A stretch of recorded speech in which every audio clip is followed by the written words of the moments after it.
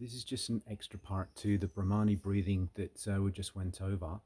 I wanted to explain that when you're breathing out, that's the jiggling that you're enabling and facilitating through the sinuses. So letting that nitrogen oxide just come into the air passages that you're going to breathe into your lungs.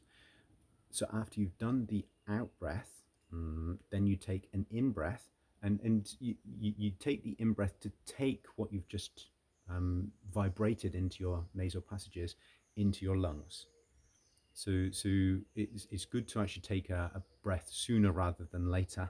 It doesn't have to be immediately. There can be a little bit of a pause just to get the soothing effect, the calming effect. The nitrogen oxide is going to be there anyway, and then take the breath in. It's almost like taking in all that fresh air, that fresh vitality into your lungs. Okay, so we'll go through it with a little bit of ujjayi breath included.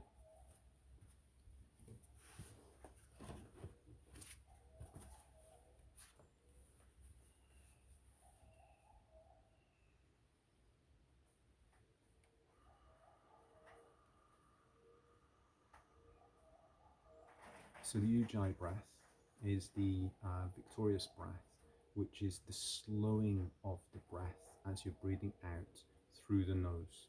So you're constricting the pharynx, or the larynx and the pharynx a little bit, just slightly thinning the area. And it is a very gentle contraction. So it's almost like you're just getting used to the muscles. You can use your fingers to begin with to get, or your finger and your thumb, just to get familiar with the area that you can be contracting underneath the chin, a little bit further back than the Adam's apple, and up a bit. So you're constricting that region. And it sounds a bit like Darth Vader on a kind of like a chilled out day. You're not. He's not. He's not mad. You're just getting the sense that he's chilled out a little bit. He's not too mad at Luke Skywalker. So it goes a little bit like this.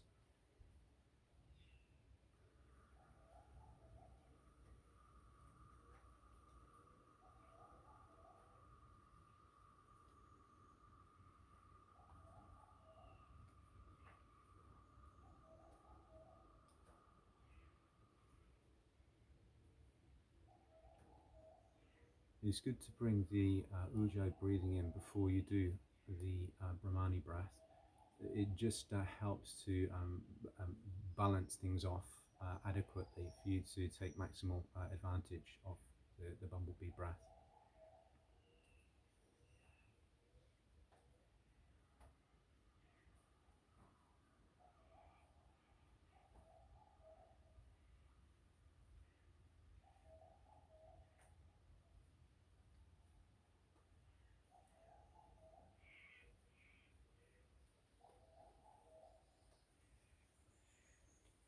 And again, it doesn't matter how long or how smooth even it is. Good if you can actually get a sense of the smoothness. So not a rasping sort of sense in the back of your throat. If there is a rasping sense, then see if you can open your throat a little bit more. You can also breathe in that fashion as well. So it can sound a bit like this.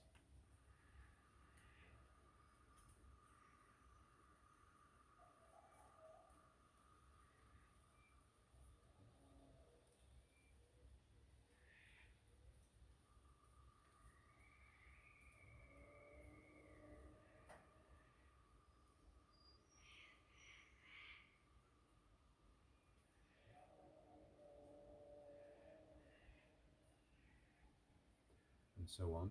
You can combine the yogic breath as well, so breathe into the belly, and the chest, and the clavicles, a little bit like this.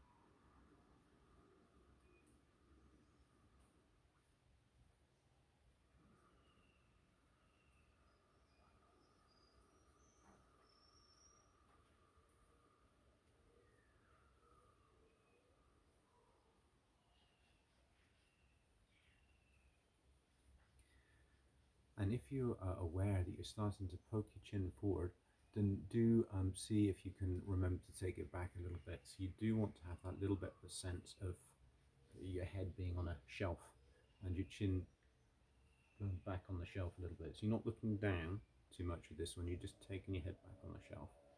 If you want to tilt your head slightly forward, that's cool too. That just stretches out the muscles that can often get into a little bit of a plier grip sort of position on the back of the skull and the neck, and opens them up a little bit. And it also helps the pharynx and the larynx to constrict a little bit easier. Okay, let's bring in the bumblebee breath again. So just getting that fashion of the in-breath afterwards. That's the main reason for doing this particular post. Closing off the tragus on both sides bilaterally. Putting the forefingers onto the frontal sinus, so just above the eyebrows, and then the other fingers onto the rest of the face, so the eyes and the maxilla, the cheekbones.